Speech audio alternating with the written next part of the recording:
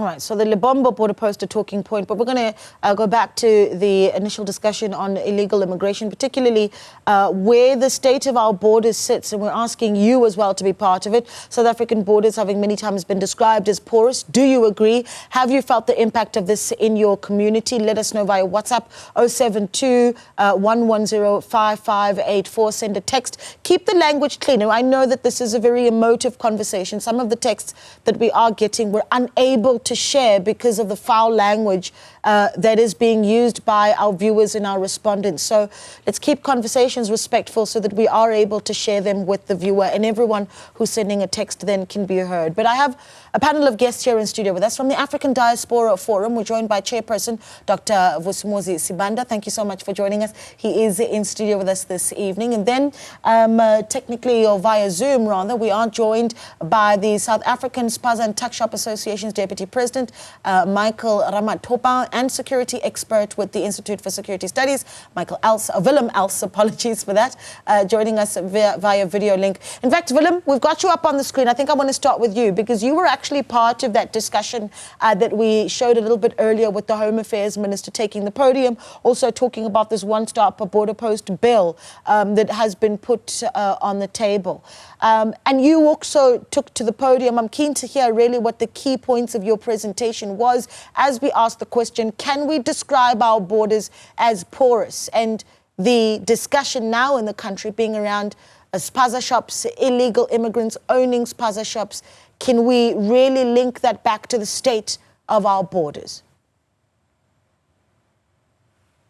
Good evening to you. Yes, it was quite a promising day at the conference, especially after the minister's keynote address that really seemed to have pushed many of the right buttons, and we detected a new vibe within the environment with a lot of plans, a lot of good ideas, and now it will be up to us and up to the BMA to start to implement those strategies along with the minister.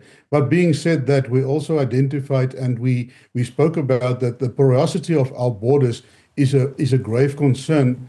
And some of the reasons, as you already mentioned, is that, of course, the under-resourced and undermanned BMA authority, along with the military and the police, that is really stretched in order to man our stretch our borders. And we must remember that our borders are not only the land borders, we've got sea borders as well as air borders and airports that need to be secured. But we focused on the land borders for the purposes of the meeting today. And one of the major things that we should not lose out of sight is, our porous borders. Yes, we mentioned all the other factors, but the single major factor that is actually contributing to the porosity of our borders is the corruption of our state-embedded actors that are being compromised and that are facilitating the illicit goods, the illicit flow of migrants, illicit flow of goods, illicit flow of weapons, and all the other illegal stuff that is coming through our borders. And that is one of the major threats to South Africa. Yeah, and so then the issue becomes how much of this is linked to what we see on the ground with the state of our Spaza shops, and then the trickle-down effect is, are our children safe with what they receive? So it's a big discussion. And I think, Michael, I'm going to bring you in here because you're Deputy President of the SA Spaza and Tuckshop Association. Willem there saying the issue of porosity of our borders is of grave concern. I spoke to the mayor of the Nelson Mandela Bay Metro earlier, and she says, we've raided a lot of the Spaza shops. In her words, perhaps not verbatim, but essentially saying South African Spaza shop owners are compliant and they're selling food that can be sold. Do you agree with that, Michael, that South African Spaza shop owners are compliant in comparison to those owned by illegal immigrants? Yes. First of all, I'd like to greet all the viewers and all the listeners and all our guests that are here. And thank you for the opportunity. Yes, of course, our own Spaza shops, we've been encouraging them for years that say, even at the time he was busy with local economic development. He was also highlighting that it is important that all South Africans have to comply with, as much as we want foreign nationals to comply, South Africans must comply, and most of them are complying. And most of them are actually asking us, how do we go about complying? But on our side, we've seen a change. A change has seen. I run a Spaza shop. I have stock worth 3,000 rand, and now I'm expected to. Okay, that line isn't great, Michael, so we're going to drop the line and call you back, and then we'll bring you back into the conversation, that I assure you, because your perspective very important. Dr. Sibanda, let's bring you in here, the African Diaspora Forum. Your position on this discussion. I mean, you obviously speak for Africans living in South Africa from various parts of the continent. And if the tone of this issue of spaza shops, and also certainly how it links to foreign nationals making their way into this country, does it sound xenophobic? Look, I'd say that there are two sides to this particular coin. And the first is that we do have illegal immigration that takes place in South Africa. We cannot run away from that. It is a fact. We've got a lot of people that are in the country and without proper documentation. And the bulk of those people, unfortunately, are aided by the officials, the BMA officials. A very good point in question, the Libyans. We almost don't know what really happened because they were flown out of the country overnight. But the question that we had asked was very specific to say, if they came into the country to study, or do a course in security from Syria and all that, how is that possible? Because, that security course can only be done by, South African citizens and residents. And we don't have an answer. Nobody's real, bothered to follow up and get, the exact answer to that. And if they got those permits, it tells you that they came from the Department of Home Affairs. That's why they managed to come into the country. So that's where the big problem is. And then we also have a situation where we've got a lot of migrants that are in the country that are hardworking and that are compliant with the law. So there is the tendency, to paint everybody with the same brush and to assume that everyone who is in South Africa is illegal or illegally in the country or irregular, which is not very true. And we have got a very unfortunate situation, for example, where we have got, children that have passed on, which, touches everybody else. And this is being linked, to, the food that is sold in the spaza shops. I mean, of course, we know the reports that have come out and the toxicology reports that have not really linked, a particular spaza shop, to, the causes of the death, but that, there was, the substance, in question. Now, and we've got the attacks that we have. And that, unfortunately, are very sporadic, and they do take place without even any factual evidence. And despite the fact that we know... Attacks on spaza shops. On spaza shops, yes. And despite the fact that we know that the important thing is to deal with the rule of law. I mean, we know what happened when people looted the country in 2021. That people were arrested, for doing that. I'm not sure how many people have been arrested for the lootings that we've had so far and how many people have been prosecuted. And this has always been a problem, that when spaza shops, when foreigners, particularly foreigners, are under attack, we have seen that the level of intervention from the law enforcement authorities has not been as swift. Let me step in and just briefly, and I've got about a minute to ask you this question, and then we'll continue the conversation. I just spoke to the mayor of Nelson Mandela Bay, and she makes the point, again, I brought this question to Michael earlier, that spaza shops that they have been inspecting in Nelson Mandela Bay that are not compliant, that are selling goods that have expired, and the list goes on and on and on, are foreign-owned stores and not South African stores. So you can talk to me about what you think about the tone that she puts there, right? Is it problematic? But that's one thing. And then there's the other issue is there a different supply chain that we're not aware of? Well, not that I am aware of. The issue is all the people that we ordinarily have that are in the spaza shop business, they're supposed to be using ordinarily the same supply chain. So if there is any other supply chain that we are unaware of, it needs to be unearthed. And if there is anybody, even in the migrant community, as much as we can say that people are vulnerable like the asylum seekers, who is seen breaking the law, they need to be prosecuted to the full extent of the law. Because we cannot afford a situation where any person for that matter, not just talking about migrants. So what the mayor has said, if it is backed by factual information, is a cause for concern. You must remember that in about 2018, there was a move where a lot of spaza shops were closed in Eguruleni, because the officers were going out environmental services. We had a meeting with environmental services. We offered to say, let's have services where we'll have, languages, flyers from, municipalities written in these languages. We can get people from the different countries so that they should understand, because one of the things that we came across was the language barrier, which was much of a problem. And we offered that. We went in, we set in, but it didn't get anywhere, because obviously, the people that would then implement that, facilitate the implementation are the authorities that deal with that. Okay. I want to deal with the point that you made around authorities, right? You talked about the Border Management Authority, which you say is a lot of corruption within that. And I think that we'll get a view from Willem Els, who obviously with the Institute for Security Studies would have looked quite closely into that problem there, right? So is that at the heart of the porosity of our borders? Stay with us. So you're watching Newsfeed PM Late Edition. Back in a moment.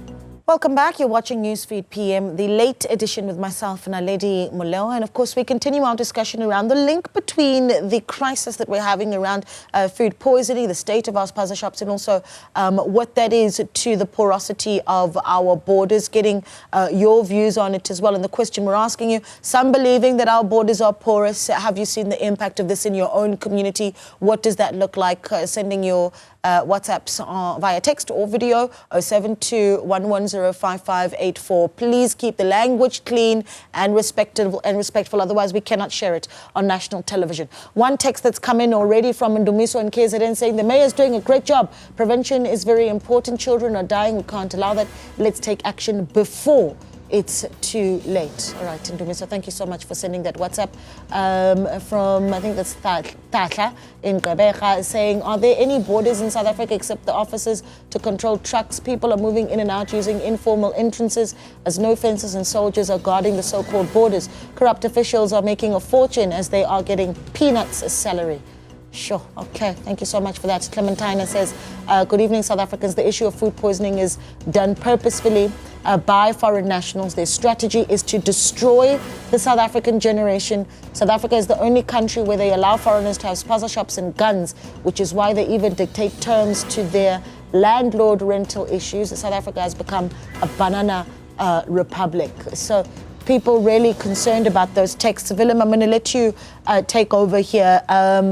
Dr. Sibanda made the point around the levels of corruption within the Border Management Authority. And we can certainly legislate as much as we want. But if that culture of I will stamp your passport for 300 Rand is not gone, we're going to be talking in circles, correct?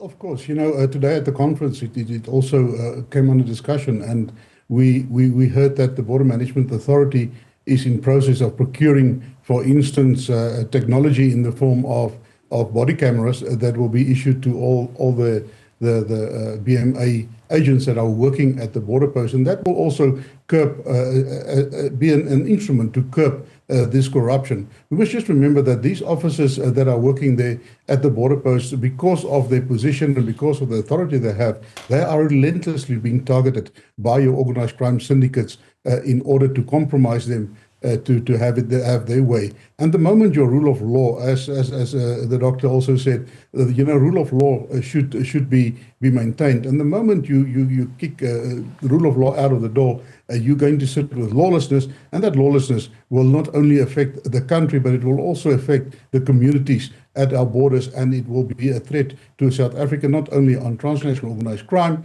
where we are losing a lot of our money, but also even bigger threat, the possibility of some terrorist or some radical elements that might enter the country without us knowing about it. Yeah, just quickly before I let you go, Willem, I'm keen to hear your view on this. There is, of course, the question around supply chain. Many people asking, well, we can crack down on as many spaza shops as you want and even look, for instance, at what's happening at our borders, but we need to understand how some of these goods are making their way into our communities, where they're coming from.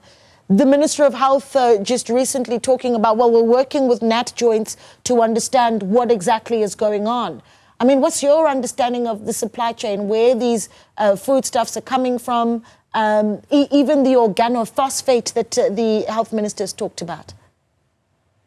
Yeah, unfortunately, so a lot of these spaza shops, they tend to make to try to make a lot of money the cheapest way possible. So one of the methods that we detected was, especially in this Spaza shop, they're looking at your tin food or tin stuff, as it is known in our communities, and they then buy up the expired tin stuff, and what they do, they then remove the expiry date, and they sell these expired food to our children and to our people out in the townships. And that is one of the challenges. Another challenge also is whenever you are selling food, you know, the health inspectors have to inspect you, and they must make sure that your food that you are selling is at the right temperature, it's stored at the right temperature, it's also manufactured or prepared under the right hygienic circumstances. And we don't have the methods and the mechanisms in place in order to police that with most of our Spaza shops, unfortunately. Yeah, and that's where the challenge is going to be. I'm going to bring Michael in here for a last shot because we are running out of time, Michael, but in about a minute. Here you are as the Spaza and the Tuckshop Association. Now you're essentially tasked with, according to the Gauteng government, needing to live up to these bylaws, re-register, and then, of course, keep a close eye on food safety regulations. Are you aware of how those work, Michael? And how do we get that education out there to Spaza shops? Yes, we are aware. We've been aware for it for a long time, and we've been trying to highlight government and private sector that let's come together and just fix this problem, because you as the private sector are losing money out of all this situation, because there's a revenue that should be coming to you, but it's going to these illicit goods. And now you're not doing anything. Yes, you have Consumer Goods Council that takes care of after you, but is that enough? Because they only have a hotline whereby people report, but all these illicit goods, they keep on selling. They keep on selling. They're making big business. My view is that perhaps maybe government, the reason why government doesn't want is now advocating on behalf of foreign nationals in this new bylaws that are here, is because maybe government is in business, is making business out of this illicit trade via the borders. They're earning something out of it. I don't know. It's just something that, I mean, it's my view. Yeah, okay, but that's a very big allegation to make, Michael. That's a very massive allegation to make. And so I want to perhaps something to explore, certainly, around connections to corrupt activity. The point certainly is made and taken. But I want to talk about the role of organized Spaza shops in and of themselves to educate other vendors and other people about food safety. So do you, as the Deputy President of the SA Spaza and Tuckshop Association, understand what the bylaws are? How do you interpret them to your members, particularly around food safety and how food is handled? Yes, we are aware. I mean, at the same time, we've made partnerships. We're talking to National Consumer Commission for us to hold workshops all over the country, just to make sure that people understand what is going on. Okay. So this partnership with National Consumer Commission, I just look at it in a good way, that it's going to be positive. But however, already South African Spaza shops know that they can't sell umakhelwane's child something that is not right, because at the end of the day, makhelwane is not going to be happy with you. Perhaps makhelwane will also take this frustration physically out on you. Yeah. But yes. Okay. Yes, I'm listening. No, I was listening to you. You meant finish your thought? Yes, so that's the story. I mean, you care about your community and you live in the community. Why would you do harm to the community that you grew up in? You know the children. You say, hey, I need something from Togo's child, and then Togo's child fetches for you. You know, there's this thing that is happening when you're living in a community. But if you're not from there, will you care about those people in the community? if you're not living the daily experience of those community members. All right, I'm going to let you have your last bite, Dr. Vusumuzi Sibanda. Who needs to step up right now? Well, government needs to step up. I mean, one of the issues that we're talking about regulations. We're talking about, we've got authorities that are specifically, designated to deal with, environmental health, the regulation of, the registration of Spaza shops and all that. So instead of the anger that we're having, just, directed to, Spaza shops where, for example, I'm saying we have not seen anything directly linking them. We need to find out that, as the mayor was saying, that there's a lot of Spaza shops that have been found to be non-compliant. The question is, where are the officials that are supposed to be making sure that there is no Spaza shop that can operate in any corner? Because I believe in Nelson Mandela Bay, there is environmental services. There are people that regulate the registration of business. Everybody that is in the country is compliant. We cannot hide behind the fact that there are illegal immigrants in the country and, come to the public and say, look, we found so many illegal, immigrants that are having this. Because this becomes really, hiding behind the finger. Why do we have illegal immigrants in the positions where they are when we have got authorities? When we have got a country that employs so many, officials at municipal level, local government, regional government, national government. So the point is, we need to make sure that, everybody is doing their part in order for us to make sure that, we can curb this. And we need to make sure that the law that is legislated, it is the law of general application that applies to everybody alike, and there is no law that can obviously, regulate, the running of businesses that can be said that, okay, this law only applies, to foreign nationals and this does not apply, to South Africans. So I think the important issue is that, the issue of illegal immigration that has been spoken a lot about is an issue that will continue and remain contentious, and it's a low-hanging fruit for those that want, to apportion blame without real ascertaining what are the causes. We've got a lot of people that come into the country, like we've said, but a lot of them become illegal in the country or irregular because of the actions of the officials. Okay. Because of the actions of government. All right, Dr. Vusumuzi Sibanda there from the Africa Diaspora Forum and chairperson of the forum, essentially making the point there that really we also need to be dealing with the role that officials play. In fact, you do want to stay with us because at 9:30 this evening we'll be in conversation with the Democratic Alliance's Solim Simanga, speaking to this issue. Gauteng Legislature's shadow would deal with employees accused of fraud.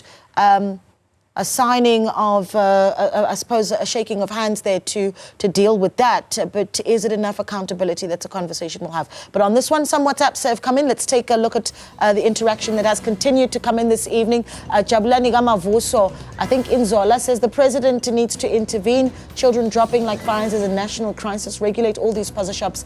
Better yet, to give them back to locals, because clearly these illegal Spaza shop owners don't care. Kukumbata says the only way to deal with this crisis is for us to stop supporting these illegal shops. The government can't be everywhere. Common sense is needed from us as citizens. You're more than welcome to keep the conversation going. 072-110-5584 on WhatsApp. Thank you so much to Dr. Vusumuzi Sibanda, chairperson of the African Diaspora Forum, Michael Ramathopo, deputy president of the SA Spaza and Tuckshop Association, as well as Willem Els, a security expert with the Institute for Security Studies. We take a short break. I'm back in a moment.